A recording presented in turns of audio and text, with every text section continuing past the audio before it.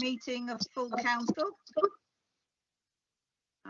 We did try out the equipment earlier, but there seems to be a bit of echo on the line. But anyway, owing to the COVID situation and trying to reduce contacts as much as possible, and owing to the icy roads, I am for the first time chairing this from my own home. So let's hope things go well. Failing that, I note that the Deputy Mayor is in attendance. Please note the meeting is being live streamed via the Council's website and will also be available to view by members of the public and the press who are allowed by law to film, audio record, take photographs, blog or tweet at this meeting. So I'm Councillor Anne Yaron, I'm Mayor of Sandwell. Can I invite the Chief Exec to call out your names, to introduce yourselves and just check that you're here. Can you turn on your video and microphone as your name is about to be called? Thanks. Thank you, Madam Mayor. Councillor Zahor Ahmed. Yeah, thank you. Councillor Shaheen Akhtar. Here. Councillor Samir Akhtar. Here. Councillor Wasim Ali. Here. Councillor Keith Alcock. Here. Councillor Peter Allen. Here. Councillor Lorraine Ashman. Here. Councillor Babu Singh Bawa. Yeah. Councillor Ahmed Boston. Here. Councillor Kerry Carmichael. Here. Councillor Bill Cherrington. Councillor Ginny Chidley. Councillor Elaine Costigan. Councillor Maria Crompton. Here. Councillor Sharon Davis. Here. Councillor Yvonne Davis. Here. Councillor Bawadalu.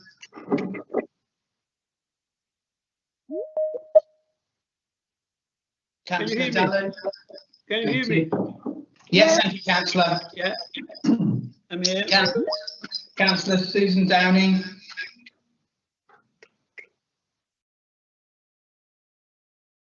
Councillor Susan Eaves. Here. Councillor John Edwards. Yes, I'm here. Councillor Bill Gavan.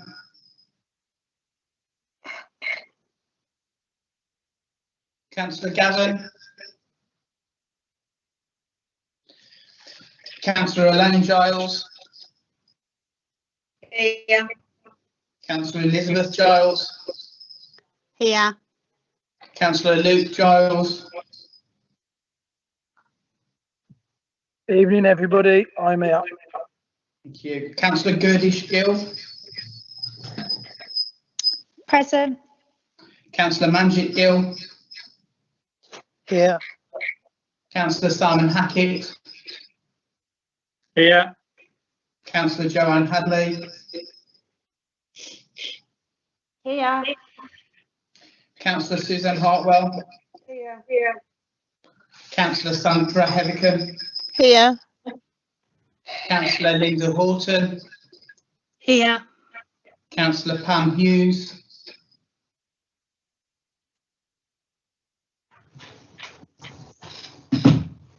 He's giving her apologies. Yeah. Thank you. Councillor Peter Hughes. Here. Councillor Mushtaq Hussain. Present. Councillor Yassin Hussain.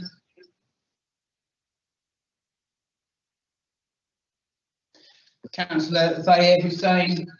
Present. Councillor Anne Jarvis.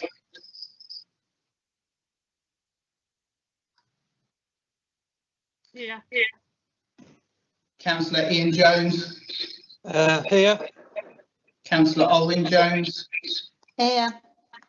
Councillor Richard Jones. Good evening, everyone. I'm here. Councillor Stephen Jones. Good evening. Here. Councillor Said Corsa, Yeah, here. Councillor Saida Khatun, Good evening, President. Councillor Kabuso Babina, I'm here. Councillor Richard McVitie, Here. Councillor Steve Melia, Yes, here. Happy New Year. Councillor Kay Miller, Here. Councillor Danny Millard, Good evening, I'm here. Councillor Paul Moore. Here. We have apologies from Councillor Padder, Councillor Sue Phillips, Yeah. Councillor Bob Piper, Here. Councillor Liam Priest, Sorry, I had to unmute myself then. I'm here. Councillor Laura Rollins. Here. We have apologies from Councillor Mohammed Rolfe, Councillor Paul Sanders, sorry, Here. Councillor Anne Shackleton, Here. Councillor Farah Shaheen, Here. Councillor Karen Sims, Present. Councillor Rajbir Singh, Evening, everyone, I'm here. Councillor Mahinda Tagga, Apology. Councillor Jackie Taylor, I'm here. Councillor Joyce Underhill, Present. Councillor Julie Webb,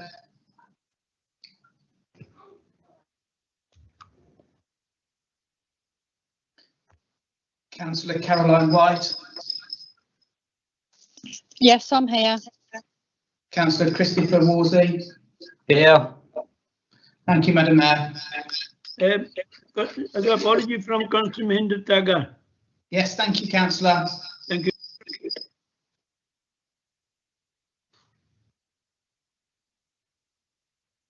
Okay. Madam Mayor, you're still on mute, I'm afraid. Thank you very much. The other thing is if anyone is logging into the meeting on two devices in the same room, can you just separate those devices? I think we're getting some feedback. Right, I've had the apologies. Item 2, members to declare any interests in matters to be discussed at the meeting haven't received any declarations. Are there any interests to be declared? No. Oh, Steve Melia. I need advice as to whether it's, I need to declare here. I have been on the site of the question on the land problem down at the Euclid estate. I wasn't on the planning committee, I've taken no part in that, but I have been on site with the people. It's a personal interest as an electrical engineer. Right, but you don't have any prejudicial interest. Is that correct? No, there is no prejudicial interest. Thank you. Thank you very much. Okay. Can take your hand down as well. Any other declarations? I know Councillor Gavin's just logged into the meeting. Is that correct? Bill? Are you in there? Councillor Gavin. Hello. Yeah. You're here. Bill Gavin's here. Yeah, okay. Thank you, Madam Mayor. Thank you. Minutes. I move the meeting. Hello. Sorry, what was that? Moving to item 3. Can I move the minutes of the meeting held 6th of October 2020 as confirmed to be a correct record? Is there a seconder? Yes, I'll second that, Madam Mayor. Thank you. Are they approved as a correct record? Any dissenters? Aye. I'll take that as a yes. Sorry, any objections? No. Okay, those are approved. No items of urgent business have been received for this evening's meeting. Coming to the Mayor's announcement. think we'll start with a number of sad things happening at the moment. Our last meeting was on the 6th of October. On the 15th of October, our colleague, Councillor Chris Tranter, died. Councillor Tranter was first elected in May 2010 for the Rowley ward. And during his term of office, he has served on a number of committees for several years: planning, licensing, health and adult social care, scrutiny, to name but a few. He's also been on the West Midlands Fire Authority, representing the council. I think we'll take a few tributes, but I think, can we have first just a minute's silence in remembrance of our colleague?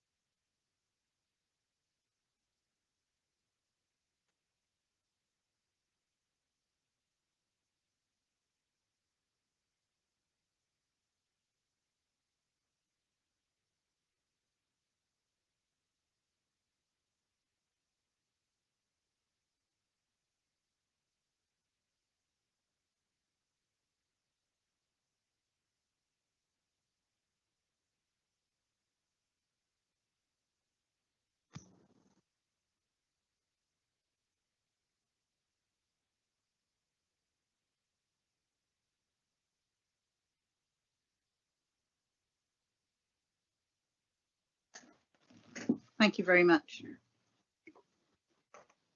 Are there anyone, is there anyone who'd like to pay a tribute to him? Perhaps do that now. Kerry. Thank you, Madam Mayor. Just a short tribute, please. Chris is an active councillor in ACLP and always good to go to for advice. Those who knew him knew that he had a wicked sense of humour. We always joked that his address was in the famous Bell End. He was a big Baggies fan, and I know he loved the years he spent on the Fire Authority. Above all, Chris was an all-round, decent, Rowley Regis guy who will be missed by all. Thank you. Thank you. John Edwards. Thank you, Madam Mayor. Yeah, I knew Chris from the first day he became a member of the council, and he was a big guy, and he was a big man, and he was a really gentle and kind man. He hadn't got a malicious thought in his head, I don't think. I really enjoyed the time he served on the Fire Authority when I was chair. He was he made a sparkling contribution there. He was the chair of the scrutiny committee, and he carried that role out in a really diligent, fair and effective way, and it was liked by officers, but not all the time, because he did hold people to account for things that they were doing. But he did the job absolutely brilliantly, and he was just such an easy guy to get on with, but also very dogged and very determined, a great socialist and trade unionist all of his life. And he was a pattern maker in the former life, and so was I, so we had a sort of affinity around that as well. But a great guy, and gone well before his time. Yeah, we need more Chris's on the council, and we need them quickly. Thank you, Madam Mayor. Thank you. Paul Sanders. Paul, is this an old hand, or were you wanting to pay a tribute? Madam Mayor, I think a lot of what I have to say has already been said. That Chris Tranter was indeed a loyal stalwart of his local community. He loved them, they loved him, and they rewarded him with their votes, election after election after election. And thank you, Madam Mayor.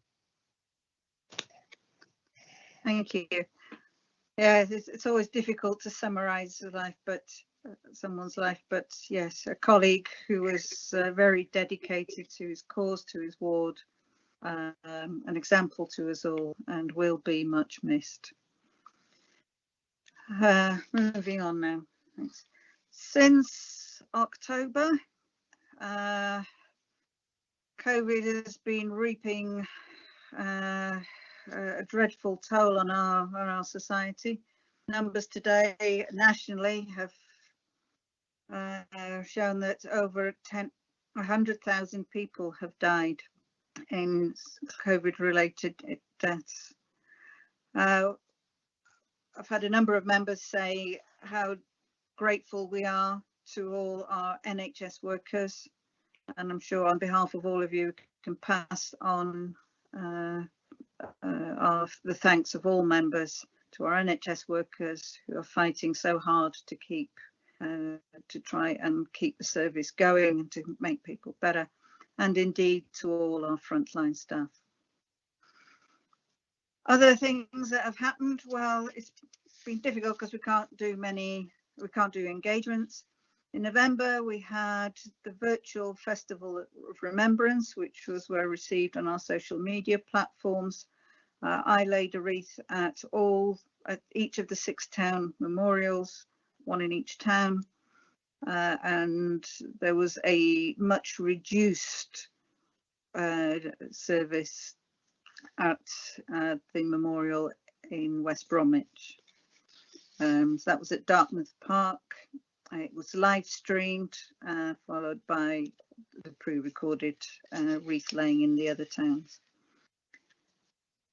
We have been trying to maintain links with the Lieutenancy. We've been assisting them in making a virtual video to promote a new ward for young active citizens in Sandwell schools. And those should be coming out, I think, once or twice a year. So I'd be really appreciated if in your wards you could promote that when the information comes out. During these challenging times, it's important to remember our role as corporate parents. You'll note the 2 items on the agenda tonight in that respect. I'm proud to say that following the request for donations of a Christmas e-gift card for care leavers, we were able to provide £1,800 worth of Amazon e-gift vouchers. And these were distributed to our young people over the Christmas period. 1,300 was generated from council staff and elected members, and the rest, the £500, was generously donated by one of our mental health providers, Mind of My Own. This was a really incredible achievement and gave each of our 340 care leavers a gift on Christmas Day. So I really want to thank everyone that supported the campaign and is helping us to ensure those young people are very much part of our family. By the time of the next meeting in March, we'll be asking you for a similar donation. It used to be Easter eggs, but I don't know whether, just watch out for it. It'll either be an Easter egg or another Amazon voucher. Likewise, we couldn't have our civic Christmas concerts in person. So there was a virtual one. Again, this was received very well, and it did help to lift the spirits at Christmas in these trying times. We need to acknowledge everyone who's helped with all our virtual events, videos, especially the communications and Discover Sandwell. Also to mention the overall continued support we received from our elected members, our usual partners, and the wider general public. It's a new way of doing things, and I think it's amazing how even people who are a little bit technology averse have coped so well and put so much effort into trying to get things right so that we can have a meeting like this with each of us in our own home and not spreading this terrible virus. Finally, as I'm sure you're aware, tomorrow is Holocaust Memorial Day, the day that the Auschwitz, commemorating the day the Auschwitz concentration camp was liberated. Unfortunately, again, for this year's ceremony at Highfields, we won't be able to be there in person, although I am pleased to say we are still commemorating the day. Staff members will be laying flowers at the memorial. I've recorded a message which will be released tomorrow on social media. The Lord Lieutenant has also released a video.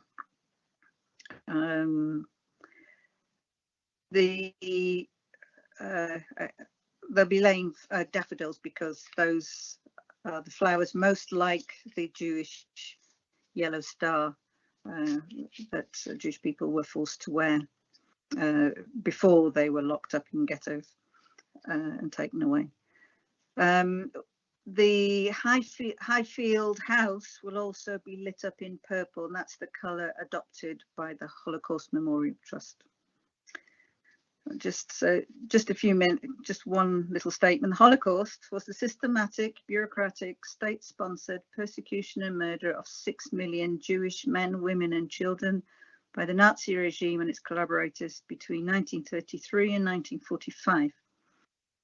During the era of the Holocaust, Nazi authorities also targeted and killed other groups because of their perception of racial and biological inferiority. Groups were also persecuted on political, ideological and behavioural grounds. Therefore, it's important we remember those who were murdered for simply being who they were, and to demonstrate our stand against prejudice, discrimination and hatred today, and to note and to learn and to do what we can to prevent genocide to recognise genocide in the past and do what we can to limit it in the present. So once more, can I invite members to stand or simply just to join me in a few minutes of silence, remembering all those who suffered and died in the Holocaust.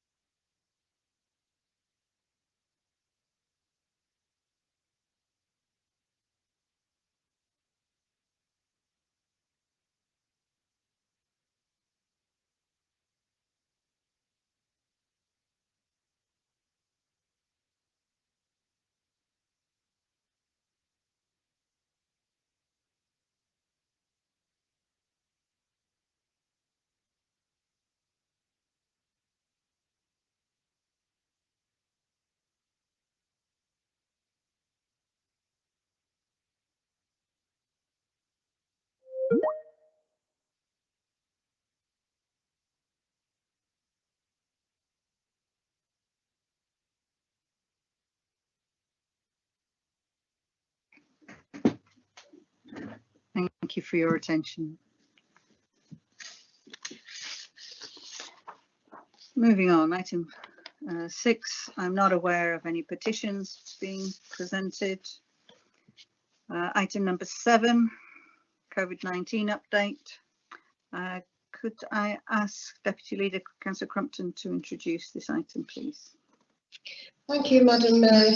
I just want to inform the Council of the latest situation regarding COVID-19, and for that I will actually pass over to our Director of Public Health, the lovely Lisa McNally. Thanks, Lisa. Thank you, Councillor Crumpton. Thank you, Madam Mayor. So I will just share my screen and I'll be as brief as I can. I'll just get you the essential information. So, Madam Mayor, can you see those slides? Are they visible to you? They are indeed visible.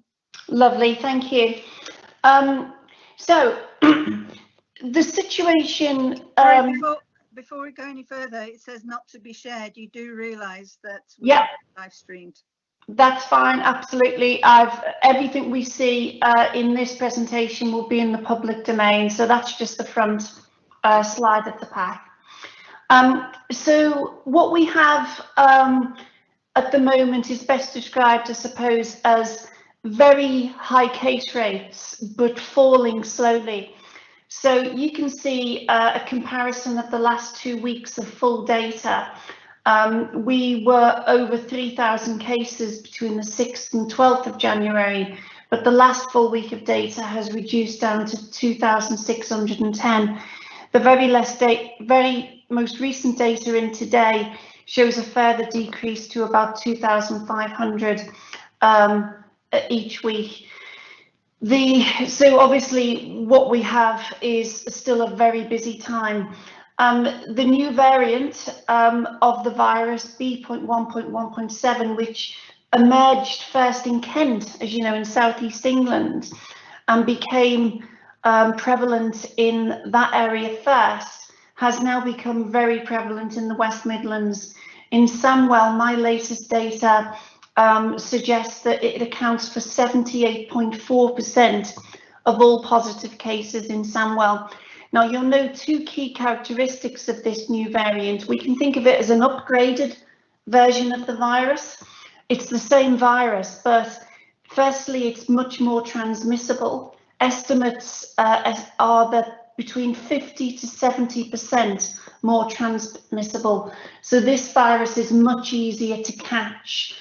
The second thing that's emerged much more recently, and this is early days in terms of the studies, but we are seeing data from SAGE, reviewed by SAGE, which suggests that the new variant of the virus also has a higher case fatality rate associated with it. So we don't quite know how much yet, but the studies reviewed by SAGE suggest that the increase in fatality following infection by this virus is significant. So we'll bring you more information on that as we get it, but the message is clear. This is a very dangerous time across our region and across Sandwell. What I'd also highlight is our testing rate, something which has become noticeable to a lot of people looking at the data recently across the West Midlands, is the testing rates in Sandwell are very high. We're currently at 606 tests every week per 100,000 population. And you can see there how that compares to other areas. And so Sandwell's case rate is higher, but it's actually very comparable in terms of positivity rates with areas such as Wolverhampton and others. In terms of the breakdown within Sandwell, what we have is case rates highest in Tipton at the moment. At 808, but really the case rates aren't differing. The case rates are the ones in brackets. The case rates aren't differing too much across all of the areas. Rowley Regis has the lowest case rate, but really we see the same areas swapping the top places all the time. Tipton, West Bromwich, Smethwick, less commonly as Oldbury, but that's up there at the moment as well. And if I show you the ward breakdown, you can see that West Bromwich Central currently has the only rate which is over 1,000 at the moment, followed by Soho and Victoria in Smethwick, and St Paul's, of course, in the Smethwick area as well. But really West Bromwich Central and Soho and Victoria are the areas that we've got our eyes on most. Current work at the moment, well, I'll just break it into 4 key areas. Firstly, our outbreak response. As you can imagine, the days in the outbreak response cell are very long days at the moment.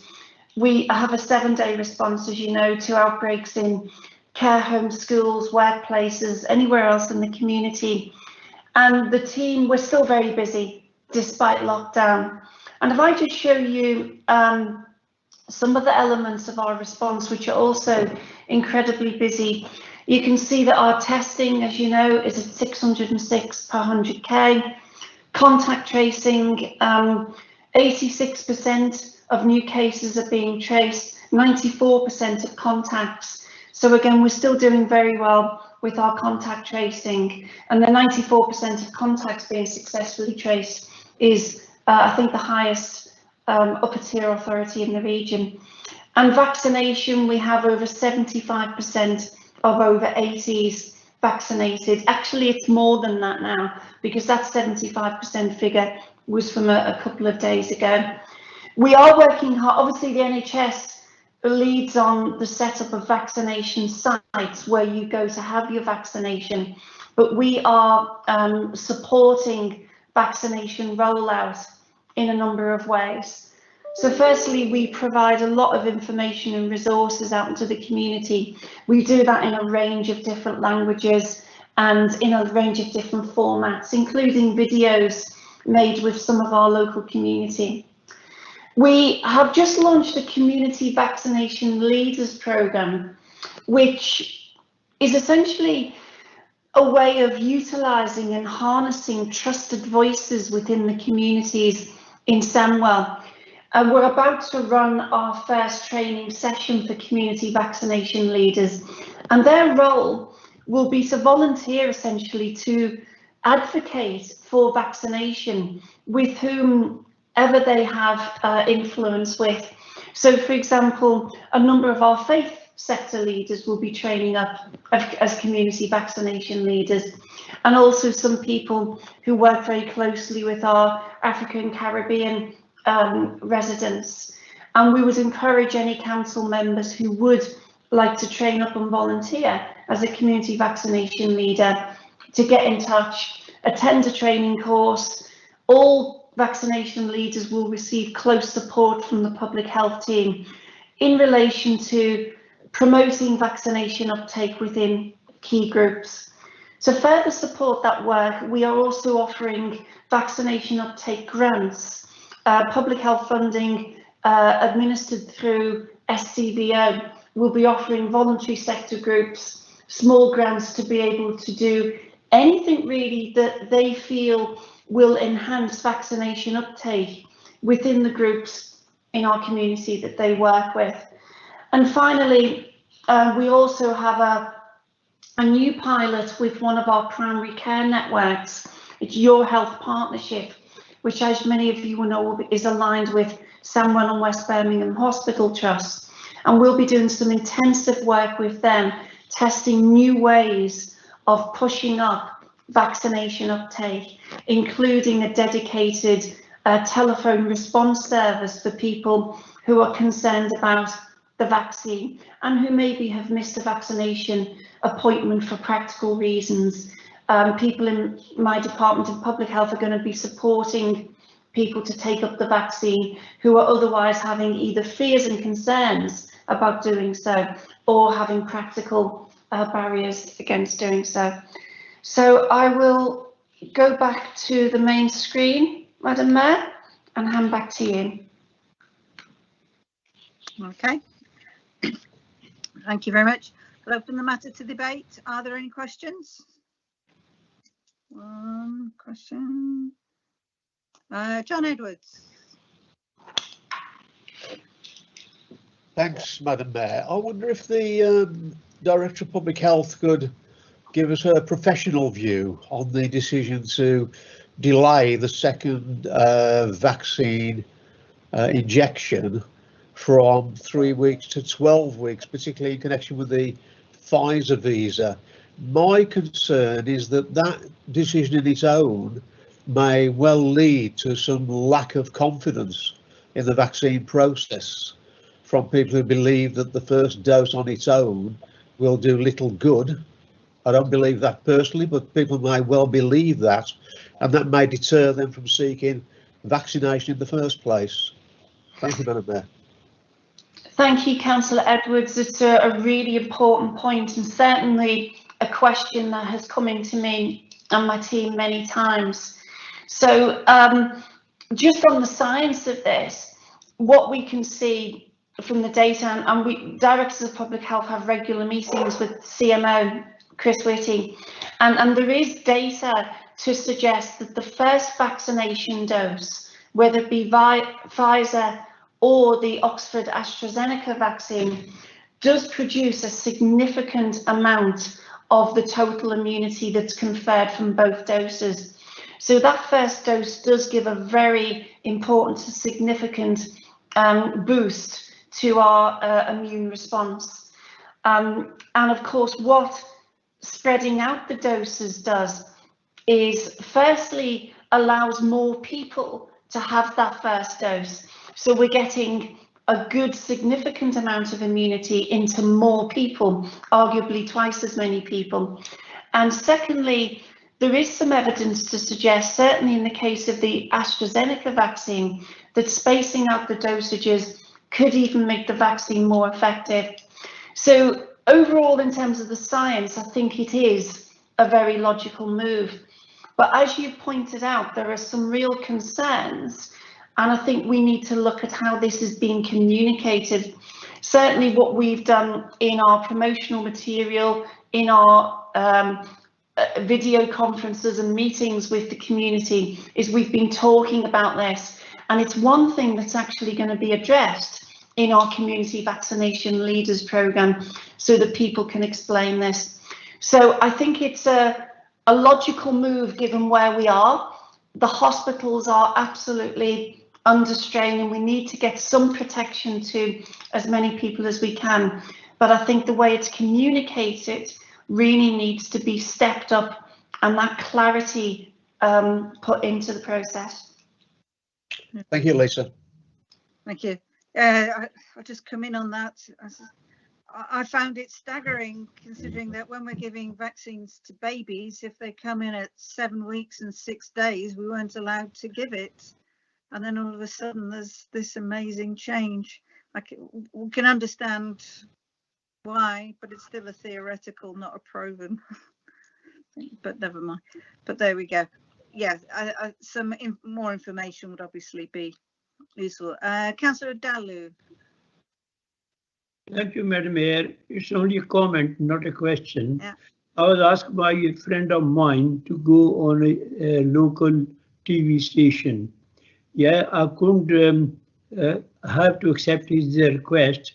He said you can say it in Asian language, which I did, and told the people to stay home. You got to go out if there is emergency, and if your vaccination time and date come, best thing to attend that, because I was told by a surgery that some people are very desperate to have their vaccination, and when their turn comes, they don't want to know. So it's a completely wastage of time and date and everything. Yeah, and I did my best to explain to the people that this is very dangerous. If you obey the rules, you know, it make much difference, and also save the time to the NHS rather than being sick and go to the hospital which are full already. Whether it took any effect or not, thank you very much, Madam Mayor. Lisa, do you want to comment? No, I think Councillor Daly summed that up there, so no comments from me, I think, okay. In addition Lovely. to that. Okay. Councillor Peter Hughes.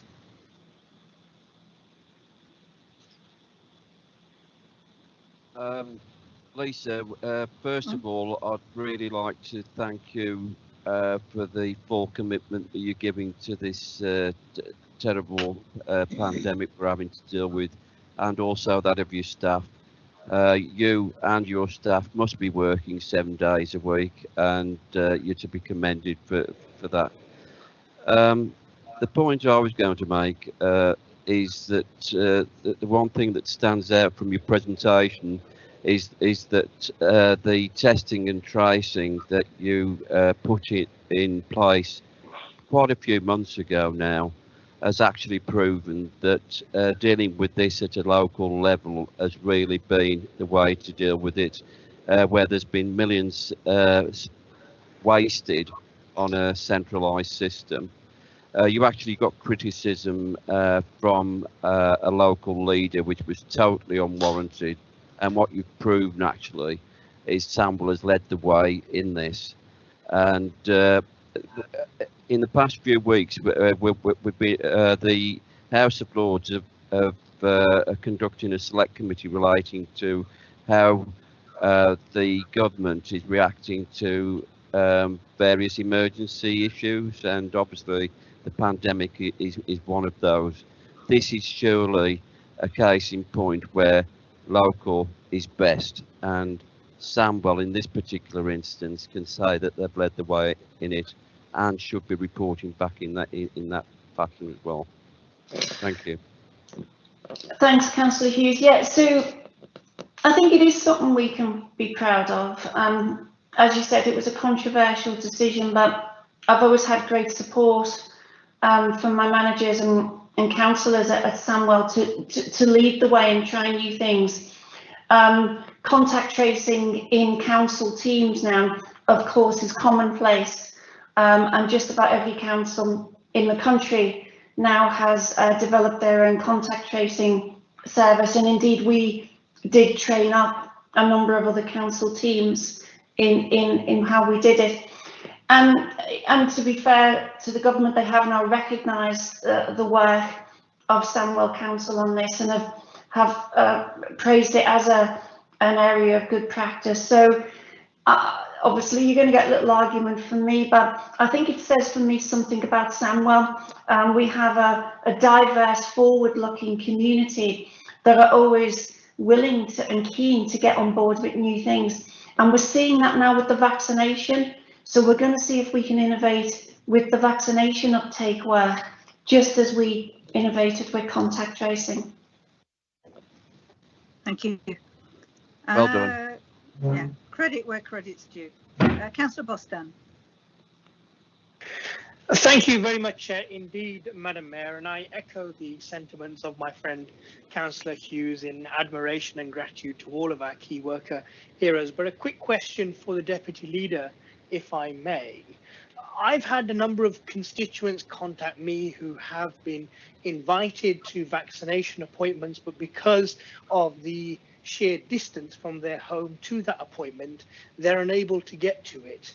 Would she agree with me that the brilliant work both she and my local MP, John Speller, are doing in stressing to the government the importance of increasing our allocation of vaccines urgently is essential if we are to tackle this pandemic, and particularly the spike that we've seen in Sandwell? Thank you. Yes, Councillor Boston. We have actually got some quite local places for people to attend. We've got feedback here. We have got some local places for people to attend, and I understand we are trying to assist people if they've got to go a little farther to get their vaccine also. So we're making all efforts to do what we can where we can, and yes, I understand that we may have a hold up possibly with vaccine, but I'm sure Lisa will be able to say whether that's correct or not. That is the message that's coming over. Whether that's correct, I can't say for definite. But yes, I think we need to feed that back, like I'm getting feedback on here, to the government. Yes, Councillor Compton, just for my part, I didn't quite catch a lot of that because of the feedback, but I think it was about vaccine supply. We are being assured the vaccine supply is now coming through, and I think we just have to really monitor it very carefully. We do know there have been some issues at a national level with some of the pharma companies and suppliers, so we will keep you informed with the information we're getting on vaccine supply. Thank you. Councillor White. Nice and concise, please. Oh, yeah, thank you, Madam Mayor. I've seen people on social media who have been saying that even if you get vaccinated, you can still catch and give it to people. So what would Lisa like to say to those people who have got that view? Thank you. So vaccination doesn't stop us being infected with the virus. What vaccination does is reduces the risk that illness will develop as a consequence of exposure to the virus. So our advice to everyone who is being vaccinated is that they still need to be very careful, that they still need to follow social distancing, wearing face coverings, etc. Because it's going to be a long time, unfortunately, before we have the percentages of people vaccinated that we really need, up at the 80s and 90%. So our advice to anyone who has had the vaccine, especially given their likely vulnerability due to their age, is that they continue with what I suppose we've all become used to now, is keeping our distance, washing our hands, and making sure face coverings are worn whenever we can. It is still possible to pass the vaccination, to pass the virus on after we've been vaccinated, or we would certainly need a lot more data on that to be able to start ruling that out. I don't think we will be. Councillor Dallow, you have spoken already. Is this, wouldn't normally let you, you can have a very quick question, but you wouldn't normally be allowed to speak twice in a debate. It's not the question, Madam Mayor. It's just to want to tell the council that I haven't been there personally. It was only a telephone call. If Lisa give me a script, if the time allows, I can go there again. Thank you. Yeah, perhaps you could communicate tomorrow with the details. That'd be very helpful. Councillor Richard Jones. Thank you. Just a few points, sorry. Today we've been told that over 100,000 people have died due to COVID. Just today we've had 1,600 or over 1,600 people die. A colleague of mine, a paramedic in the ambulance service, said that is like a jumbo jet crashing every day for the past few months. I think it's appalling that the government has let it get to this point with people's lives.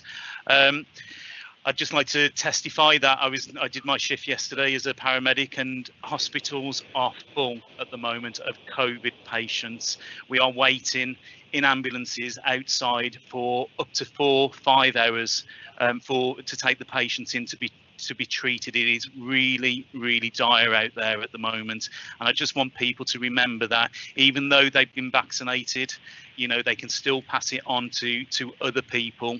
We need to protect ourselves, but also protect our families as well by getting vaccinated, but also by continuing to keep our distance from the people that we love.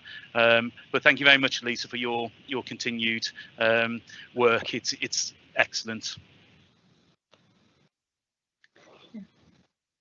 Thank you. Thank you, Councillor Jones. Thank you. And you are included in the people we thanked at the beginning of my announcements. So we really are very grateful for what you do. You're putting yourselves in the front line and giving some people some hope. So thank you for that. Councillor Hadley. Thank you, Madam Mayor. Just a quick one, Lisa. Thank you for all the hard work you and your team are doing. You know, it must be a mammoth task at this moment in time. I will share something with you that happened to me recently, that my son had COVID and he was admitted to hospital. There's a clear message, just ringing to what Councillor Richard Jones had just said. One thing that he did say, if I could share it, it's one of the most frightening experiences he's had to endure as a 28-year-old, to see a lot of people struggling in a hospital, and it scared the life out of him. Luckily, he's now got over it, but you know, people have got to realise how serious this is, and I cannot comprehend people still walking around not wearing masks, even in supermarkets, you know. So congratulations, Lisa, you're doing an amazing job. I think we'll all echo that. And Richard, 1,600 people is 4 jumbo jets crashing a day, not one. Madam Mayor, it's astonishing, isn't it? It is absolutely appalling. Something needs to be done, and it's the only people to blame is the government. I'm sorry. I make it political, but it is. I'm sorry. Yeah. Well, what's being done well, we're putting you in the front line. So thank you for that. Councillor Horton. Thank you, Madam Mayor. I think it should be remembered that while we're thanking all the frontline staff, we shouldn't forget our mayor and leading councillor of this council, who's gone back to her GP surgery and is working damned hard to help us all. So thank you, Anne. Thank you very much. Yeah. I have offered my services, but they haven't asked me to go in. So I'm not actually working at the moment, but I'm available should I be needed. Well, I'm sure you will be, Madam Mayor, and whatever happens, I thank you very much for your continued support. Thank you very much. Okay. Right. Thank you, Lisa. Thank you very much for what you and all your staff are doing and for keeping us informed. It really is helpful to have accurate, informed information. We're having lots of inquiries from various people, so it really is helpful to have that up-to-date and accurate information. Thank you very much on behalf of all members. Thank you, Madam Mayor. Right, you can go if you like. Right, moving on. The local council tax reduction scheme. That's item 8. And this is a scheme which provides crucial support to low-income families and our most vulnerable residents.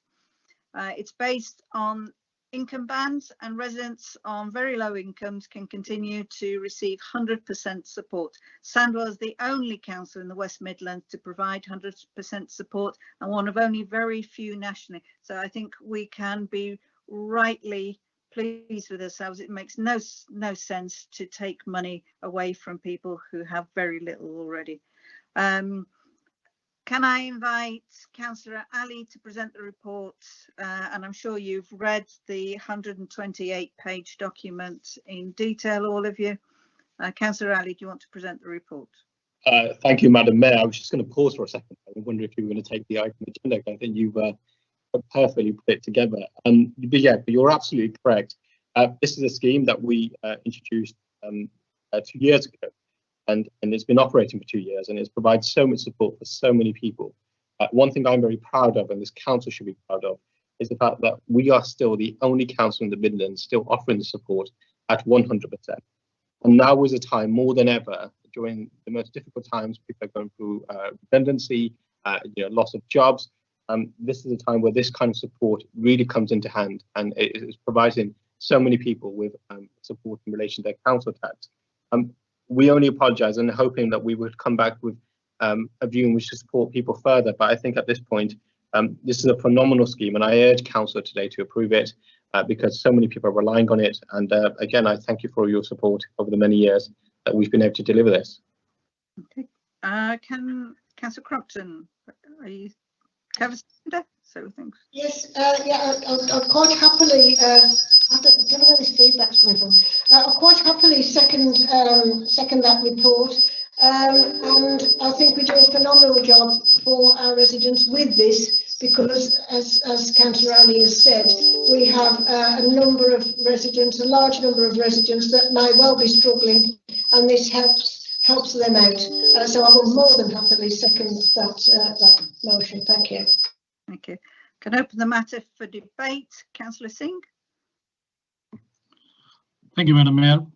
Mine is just a compliment that it's really commendable that Sandwell Council, despite a decade of austerity and the recent financial strains due to the pandemic, has been able to maintain the 100% council tax reduction for those who need that financial helping hand. And as stated earlier, we are the only one of the few councils in the UK and the only council in West Midland region to maintain that 100% council tax reduction. And Sandwell tends to miss out on our opportunities to shout out about many good things that we do here. But this is something we should be really proud of. Thank you, Madam Mayor. Thank you very much. Councillor Bostan. Thank you very much indeed, Madam Mayor. You'll be aware of and hugely proud of the phenomenal work that our Smethwick Food Bank does to support our most vulnerable residents. Over 92,000 meals have been provided by the Smethwick Food Bank over the past year. But when I speak to food bank volunteers in my ward and across Smethwick, and I ask them what motivates them, they say to me, a lot of them, we are here because the government, this Tory government that is increasingly incompetent and cruel, has failed in supporting the most vulnerable in Sandwell. Our people, our constituents are literally suffering and losing their quality of life and sometimes their lives as well because of the pandemic of poverty that's been imposed upon them. Is it time that the government learns from the example shown by Councillor Ali and this Labour Council and provides the politics of compassion and social justice rather than the cruelty and incompetence that we see in their refusal to keep the £20 uplift universal credit and other such measures that have left millions abandoned during this pandemic? Thank you, Madam Mayor. Thank you. Councillor McVitie? Yeah, I was going to echo what Councillor Boston's just said. With the government looking to try and penalise those who are most affected and rely on the support, I think Sandwell should be congratulated for looking at the bigger picture and supporting its local residents. Thank you. Councillor Hughes?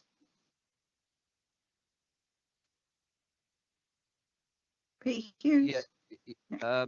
Yes, Madam Mayor. I would like to say that this is a legacy policy that, in other words, a policy that goes back several years, and I want to place on record my gratitude, and I think the residents' gratitude for Councillor Steve Ealing, the leader at the time, that led the way in actually introducing this policy with his cabinet at the time. What the speakers have already said is quite right. We were one of the few councils that actually offered that at the time and still do today. So, you know, I want to place that on record that we set the stall out several years ago, and I'm really proud and grateful that we're able to continue it on now. Thank you. Thank you. Any other comments? In that case, Councillor Crompton, do you want to come back as the seconder? No, just to echo the wonderful the wonderful situation that we have in Sandwell, where we support our residents. And I think actually it probably goes back even farther than what Councillor Hughes was saying. We've been doing this for many years now, many years, and hopefully continue as long as we possibly can. Thank you. Thank you. Councillor Ali, you have the right to reply if you wish. Yes, thank you very much. Can I echo the comments made by all contributors on this debate? But can I also put my thanks on the record to the fantastic staff that we have in our finance team and our revenue and benefits team. So obviously this council financially is not in a position to be offering such a scheme, but because of the clever workings that they do, or the maths and the calculations and the long-term vision that they have, they've been able to come back to me as cabinet member and still been offered to bring out a report like this and still offer this scheme. So I want to put my thanks on record.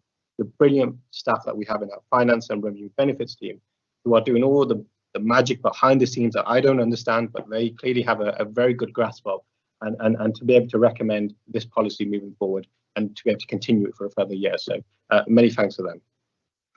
Thank you very much. I have to hand over now to Surjit to take the vote, please. Thank you, Madam Mayor. Members, when your name is called, please would you state whether you are for, against, or wish to abstain in relation to the motion. Can I just ask that as your name is coming up alphabetically, so as your name is coming up, can you unmute your mic? It'll go nice and it'll go much faster that way. Thank you, Madam Mayor. Go ahead, Surjit. Councillor Ahmed. For. Councillor Shaheen Akhtar. For. Councillor Samir Akhtar. Yes. Councillor Ali. For. Councillor Alcock. For. Councillor Allen. For. Councillor Ashman. For. Councillor Bauer.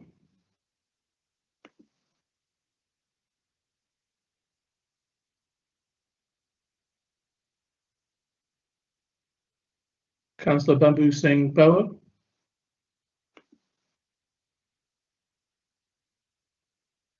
I'll come back to Councillor Bauer. Councillor Boston. For. 4. Councillor Carmichael. For. Councillor Cherrington. 4. Councillor Chidley. 4. Councillor Costigan. 4. Councillor Crompton. 4. Councillor Sharon Davies. 4.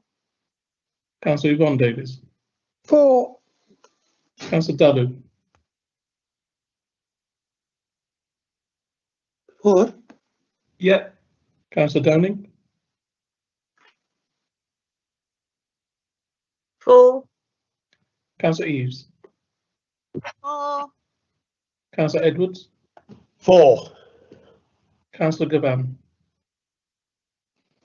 4. Councillor Elaine Giles. 4. Councillor Elizabeth Giles. 4. Councillor Luke Giles. 4. Councillor Gadesh Gill. 4. Councillor Manjit Gill. 4. Councillor Hackett. 4.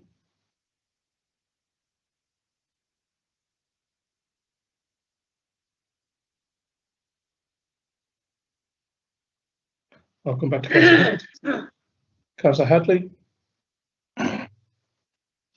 4. Councillor Hartwell. 4. Councillor Heavicombe. 4. Councillor Horton. 4. Councillor Hughes. 4. Councillor Mushtaq Hussain. 4. Councillor Zahir Hussain. 4. Councillor Yaron. 4. Councillor Jarvis. 4. Councillor Ian Jones. 4. Councillor Elwyn Jones. 4. Councillor Richard Jones. 4. Councillor Stephen Jones. 4. Councillor Causa. 4. Councillor Katun. 4. Councillor Mabina. 4. Councillor McVitie. 4. Councillor Amelia. 4. Councillor Miller. 4. Councillor Millard. 4. Councillor Moore. 4. Councillor Phillips. Sorry, Councillor Phillips. Councillor Piper. 4. Councillor Priest. 4. Councillor Rollins. 4. Councillor Sanders. 4. Councillor Shackleton. 4. Councillor Shaheen. 4. Councillor Sims. 4. Councillor Singh. 4. Councillor Taylor. 4. Councillor Underhill. 4. Councillor Webb. 4. Councillor White. 4. Councillor Worsey. 4.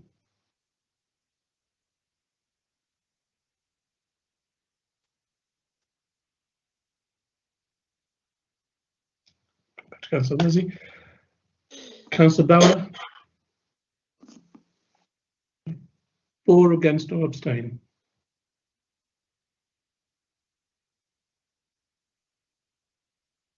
Bauer, you 4 against, abstain. Yes, madam. I vote 4. Thank you. Councillor Hackett.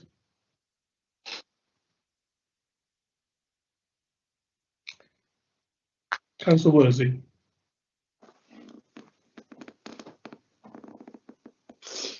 Chair, that's carried, Chair. Okay. I was hoping to say unanimous, but if we can't get through to a couple, then I can't really say that. But of those who voted, it was unanimous. Thank you very much. I think that shows your support for our residents. Moving on now. The staying with council tax, how it's calculating the council tax base for 2020-21. Again, can I invite Councillor Ali to present the report? Thank you, Madam Mayor. This report is one of the key building blocks in the process of setting the council's budget. Each year, we are required to make an assessment of the number of properties in the borough that will be paying council tax.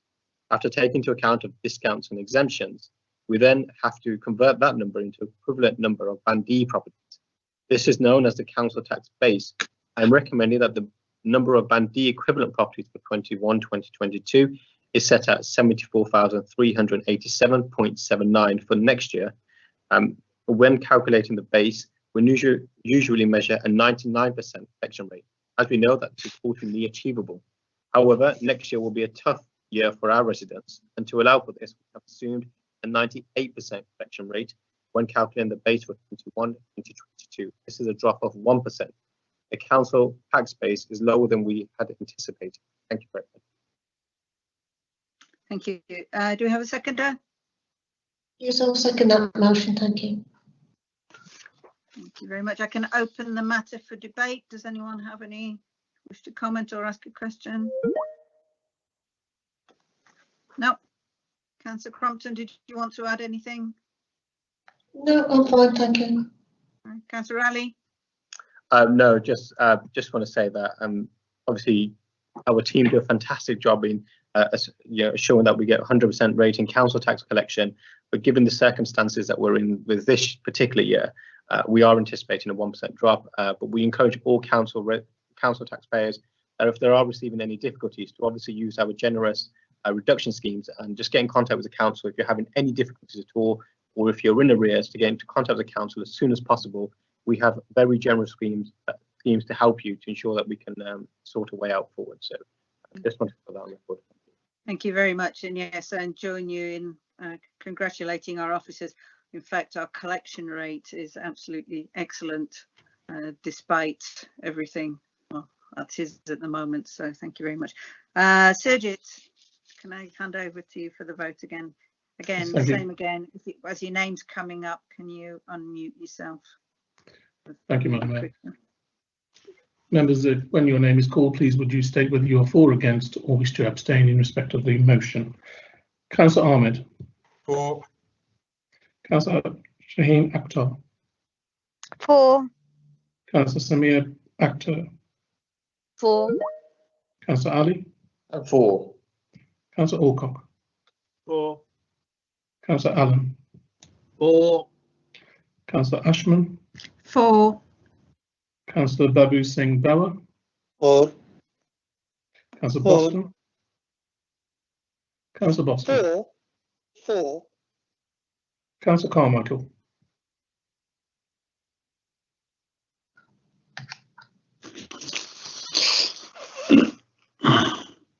Councillor Carmichael. I'll come back to Councillor Carmichael. Councillor Cherrington. Abstain. Councillor Chidley. For. Councillor Costigan. For. And Councillor Carmichael's lost internet. Thank you. Councillor Crompton. For. Councillor Sharon Davies. For. Councillor Yvonne Davies. For. Councillor Dalu.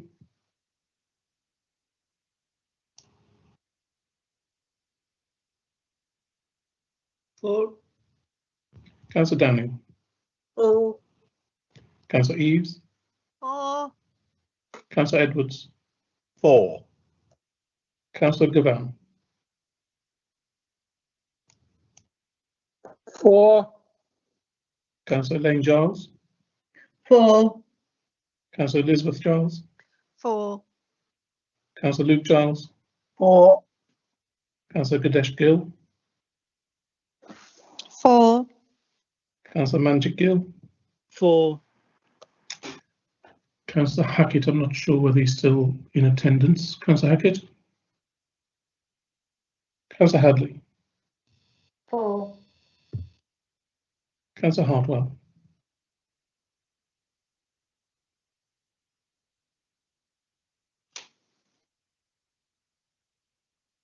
Councillor Hartwell. Councillor Heavican. For. Councillor Horton. For. Councillor Hughes. For. Councillor Mushtaq Hussain.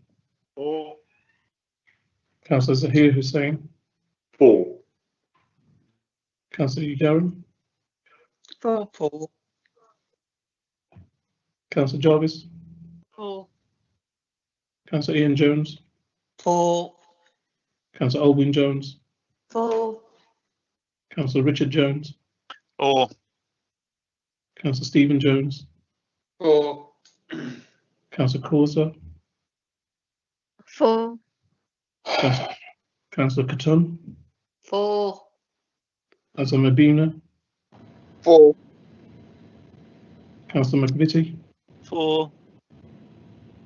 Councillor Melia. For. Councillor Miller. For. Councillor Millard. For. Councillor Moore. For. Councillor Phillips. Councillor Phillips. For. Thank you. Councillor Piper. For. Councillor Priest. For Chair, just as a point of information, Councillor Hackett's also having connection problems. Thank you. Councillor Rollins. For. Councillor Sanders. For. Councillor Shackleton. For. Councillor Sheen. For. Councillor Sims. For. Councillor Singh. For. Councillor Taylor. For. Councillor Underhill.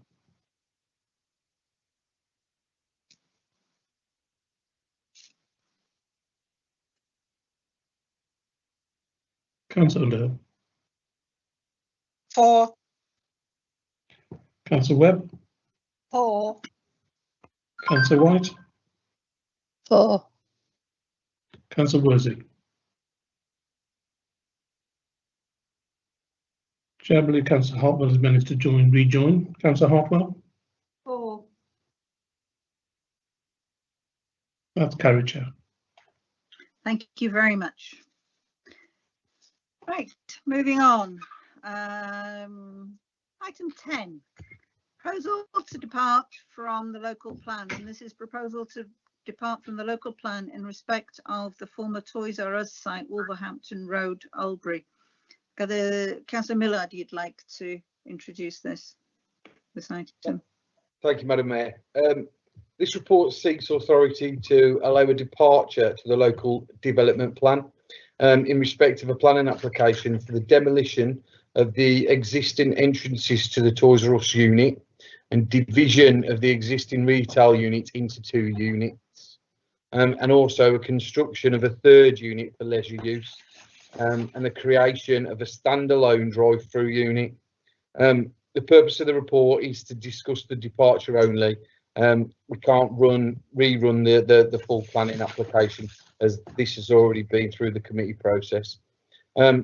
As the application site has been established retail since 1987 and has been used for that purpose for a number of years, it is considered that in this instance the allocation should be set aside to facilitate the site being brought back into active use, especially in such a prominent location in the borough. The application itself was approved at planning on the 4th of November of 2020. However, as the site is allocated for employment purposes, the application is considered a departure from adopted policy, and as such must be referred to the full council for a final decision. The recommendation is for the departure from the development plan to be approved in this instance, and therefore on balance it's considered appropriate to depart from the adopted policy. I'll move the report. Thank you. Do I have a seconder? Yes, Councillor Mayor, I'd like to second the recommendation. Thank you very much. Can I open the matter for debate? Remember, it is only a matter of departure from the local plan, not the detail of the application. Any comments? No. Councillor Downing, do you wish to add anything? No, I look forward to seeing the site regenerated for the local community. Councillor Miller, do you have a right to reply? Nothing from me, Madam Mayor, other than to agree with what Councillor Downey said. I can't wait for it to be all back in use again. Absolutely. Right, vote again. Can you have your buttons ready as your name is coming up? Let's get this through nice and quickly. Sergit, can you take the vote, please? Thank you, Madam Mayor. Again, members, if you would state whether you're for, against, or wish to abstain in respect of the motion. Councillor Ahmed. For. Councillor Shaheen Akhtar. For. Councillor Samir Akhtar. For. Councillor Ali. For. Councillor Alcock. For. Councillor Allen. For. Councillor Ashman. For. Councillor Babu Singh Bauer.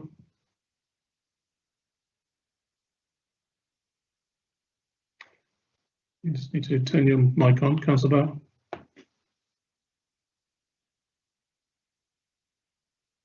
Your mic is still off, Councillor Bauer.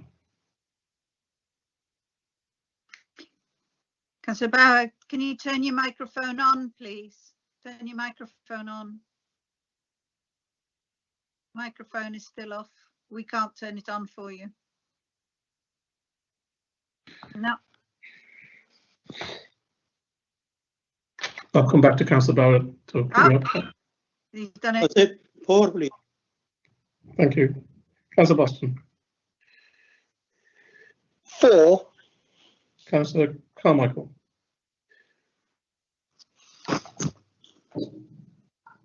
Councillor Cherrington. For. Councillor Chidley. For. Councillor Costigan.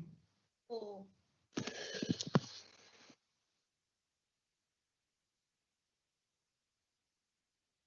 Councillor Costigan. For. Councillor Crompton. For. Councillor Sharon Davies. For. Councillor Yvonne Davies. For. Councillor Dalu.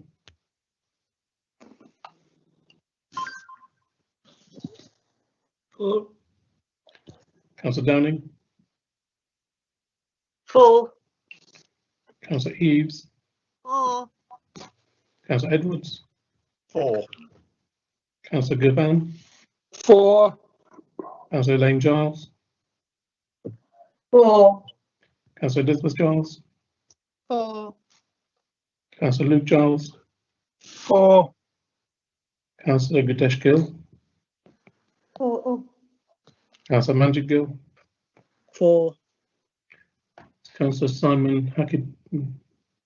For. Thank you. Councillor Hadley.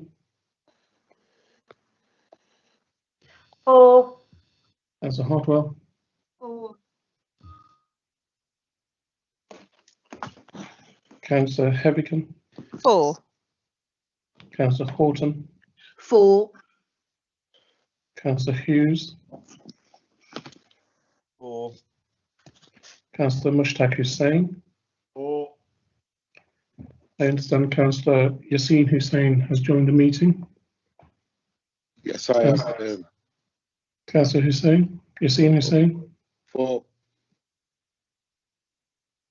Councillor Zahir Hussain. For. Councillor Yaron. For. Councillor Jarvis. For. Councillor Ian Jones. For. Councillor Olwyn Jones. For. Councillor Richard Jones. For. Councillor Stephen Jones. For. Councillor Causa. For. Councillor Catton. For. Councillor Mabina. For. Councillor Mapiti. For. Councillor Amelia. For. Councillor Miller. For. Councillor Millard. For. Councillor Moore. For. I believe Councillor Phillips has left the meeting. Councillor Piper. For. Councillor Priest. For. Councillor Rollins. For. Councillor Sanders. For. Councillor Shackleton, 4. Councillor Shaheen, 4. Councillor Sims, 4. Councillor Singh, 4. Councillor Taylor, 4. Councillor Underhill, 4. Councillor Webb, 4. Councillor White, 4. Councillor Worsley.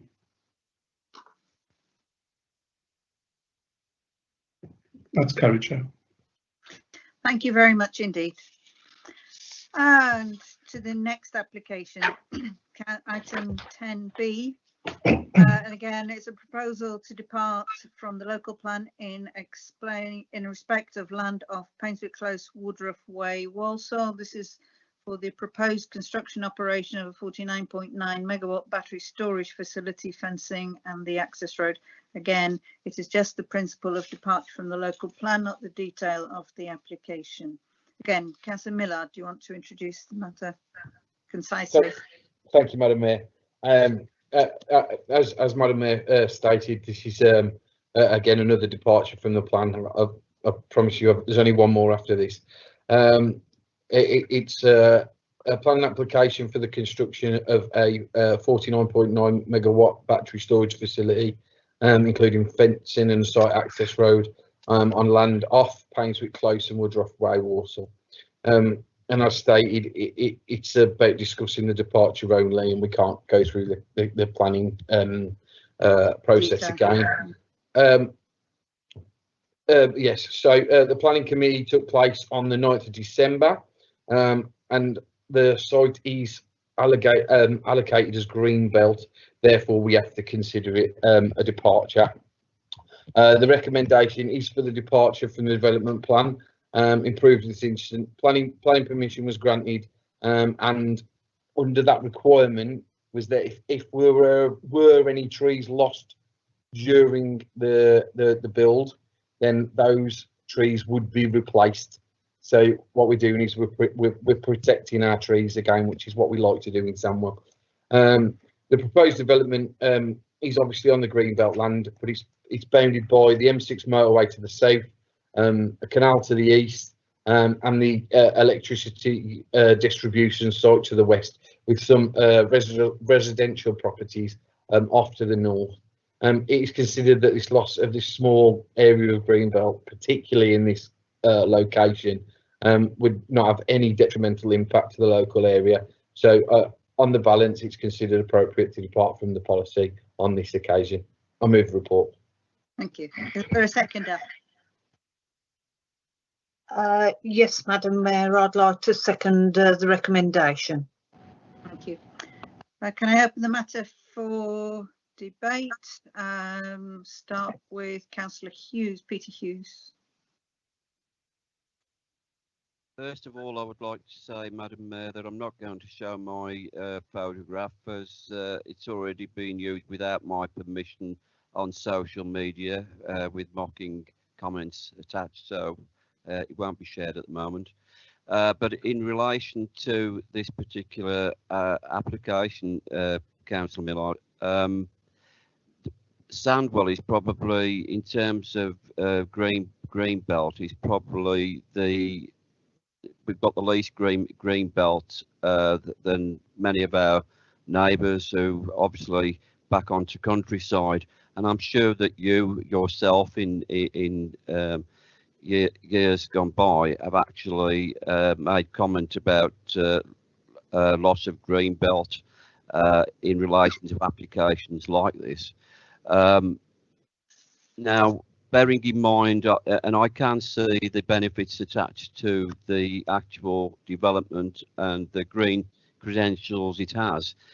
Can I ask why we didn't ask for a cost-benefit analysis to be carried out by the company, so that we could weigh the costs environmentally and what have you, and benefits that will be brought from the actual company? I mean, we've had a lot. The council, the acting leader, the deputy leader, has had criticism for loss of green belt, and I think we need to be in a position to defend ourselves on this. And I'm just worried that we didn't ask for more information, such as a cost benefit analysis, and that would have been something that we could have put there as evidence to prove why we're actually moving away from Greenbelt. It's a reasonable report, but I think it could have gone further. Okay, Councillor Costigan. Yeah, thank you, Madam Mayor. Yeah, a couple of things from me, really. I know, Danny, you've mentioned already about it being the green belt, and I had put 4.3. It states the site is currently allocated for green belt use under the site allocations, and I have put why should this be an exception. I know you have stated a couple of things, so if you could just elaborate on that would be great. Item number 6, it does mention on the report that the proposal could create jobs. If so, how many? Thank you. Well, if there are no more debates, Councillor Downing, do you want to come back again? No, I've got no further comments. Thank you, Madam Mayor. Councillor Millard, you have a right to reply. Thank you, Madam Mayor. Just in terms of what Councillor Hughes asked, the site itself is private land, so actually it's not actually our land, and where it's classed as green belt, from my understanding and what I've seen, it's not spectacularly green. Actually, it's not great quality land. So in terms of a cost benefit analysis, the fact that it's creating jobs and creating opportunities, and we're getting trees replanted due to it, it's actually a real positive step. I can appreciate what Councillor Hughes was saying. The green belt's obviously very important, but supply on the ground is important as well.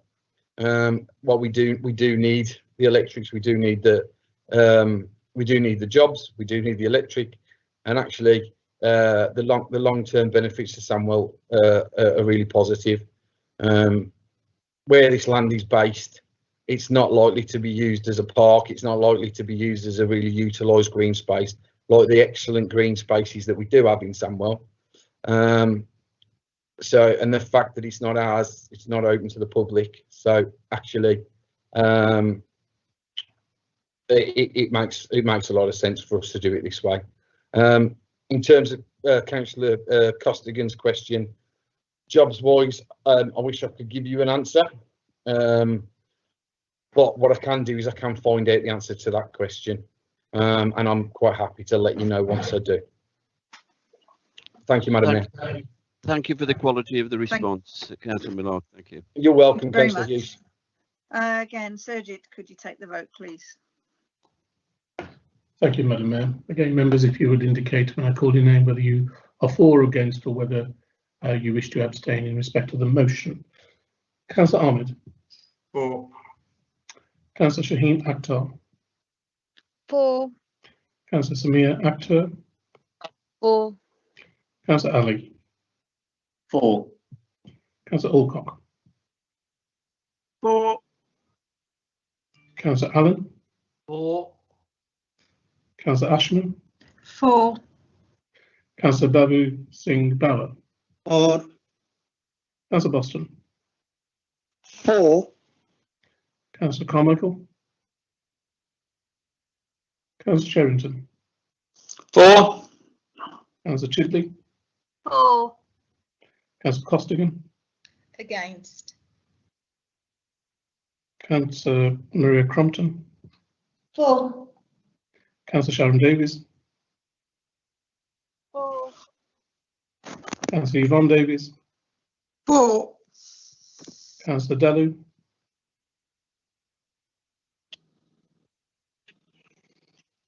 For. Councillor Downing. For. Councillor Eves. For. Councillor Edwards. For. Councillor Gavan. Against. Councillor Elaine Giles. 4.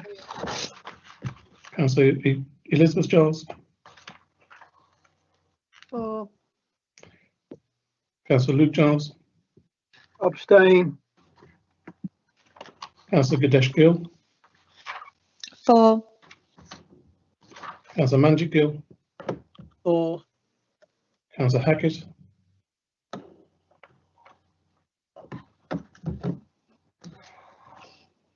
Councillor Hackett, Councillor Hadley, 4. Councillor Hartwell, 4. Councillor Heavycombe, 4. Councillor Horton, 4. Councillor Peter Hughes, Abstain. Councillor Mushtaq Hussain, 4. Councillor Yassine Hussain, 4. Councillor Zahir Hussain, 4. Councillor Yaron, 4. Councillor Jarvis, 4. Councillor Ian Jones, 4. Councillor Olwyn Jones, 4. Councillor Richard Jones, 4. Councillor Stephen Jones, 4. Councillor Causa, 4. Councillor Cotton, 4. Councillor Mabina, 4. Councillor McVitie, 4. Councillor Melia, 4. Councillor Miller, 4. Councillor Millard, 4. Councillor Moore, Against. Councillor Piper, 4. Councillor Priest, 4. Councillor Rollins, 4. Councillor Sanders, Abstain.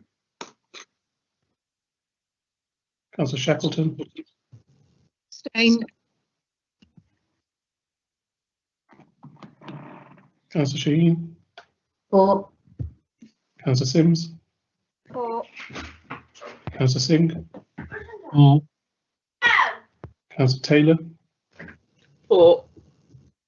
Councillor Underhill, 4.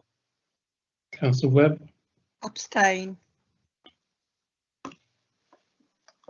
Councillor White, Against. Councillor Worsing, Councillor Hackett. That's carried, Chair. Thank you very much. Moving on, 10C. Again, proposal to depart from the local plan in respect of the proposed respective development plan at Jami Masjid and Bangladeshi Islamic Centre, 10 to 13 Lewisham Road, Smethwick. Again, Councillor Millard, you wanted to introduce the item. Thank you, Madam Mayor. I promise you this is the last one.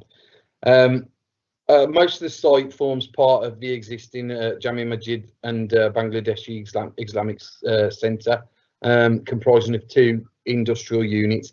However, additional land was purchased at the junction of Lewisham Road and Mafikin Road by the mosque, which remains allocated for housing purposes. The mosque now seeks the approval to include this land as part of their new development. Again, the purpose of the report is to discuss the departure only and not the committee process. Planning committee on the 9th of December approved the application, but because of it being part of the development plan, we have to come back to full council.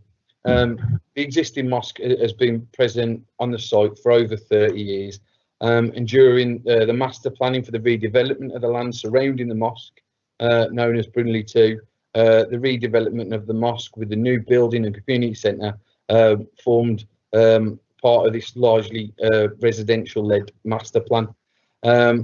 The remaining allocated land for housing, which the mosque requires as part of the approved scheme, is located at that junction, and all we're asking is to depart from the adopted process. I'll move the report. Thank you. Thank you. Do I have I'd like to second that recommendation, Madam Mayor. Thank you very much. Can I open the matter for debate? Anyone wish to debate the matter? Councillor Downing, do you need to come back? No further comment, thank you. Councillor Millard, you have the right to reply if you wish. No, thank you, Madam Mayor. Happy just to move the report. Thank you. Thank you. Sergeant, would you mind taking the vote, please? Thank you, Madam Mayor. Again, members, please, if you'd indicate whether you're for or against or wish to abstain in respect of the motion. Councillor Ahmed. For. Councillor Akhtar. For. Councillor Samir Akhtar. For. Councillor Ali. For. Councillor Alcock. For. Councillor Allen. For. Councillor Ashman. For. Councillor Babu Singh Bauer. For. Councillor Boston. For. Councillor Kerry Carmichael. Councillor Charrington. For. Councillor Chidley. For. Councillor Costigan. For. Councillor Crompton. For. Councillor Sharon Davies. For. Councillor Yvonne Davies. For. Councillor Dalu. For. Councillor Downing. For. Councillor Eaves. For. Councillor Edwards. For. Councillor Gavan. For. Councillor Elaine Giles. For. Councillor Elizabeth Giles. For. Councillor Luke Giles. For. Councillor Gadesh Gill. For. Councillor Manjit Gill. For. Councillor Hackett. Councillor Hadley.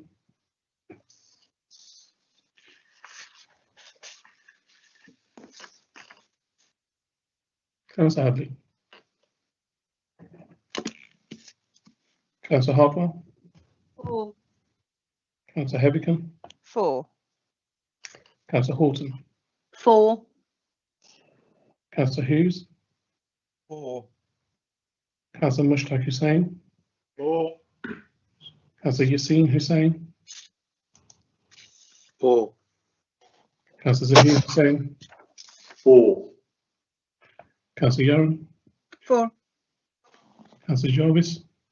For. Councillor Ian Jones. For. Councillor Olwyn Jones. For. Councillor Richard Jones. For. Councillor Stephen Jones. For. Councillor Corser. For. Councillor Cotton.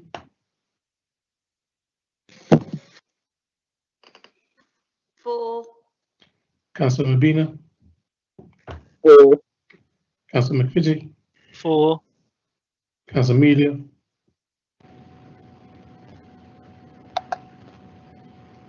For. Sorry. Councillor Miller. For. Councillor Millard. For. Councillor Moore. For. Councillor Piper. For. Councillor Priest. For. Councillor Rollins. For. Councillor Sanders. For. Councillor Shackleton. For. Councillor Sheen. For. Councillor Sims. Councillor Singh. For. Councillor Taylor. For. Councillor Underhill.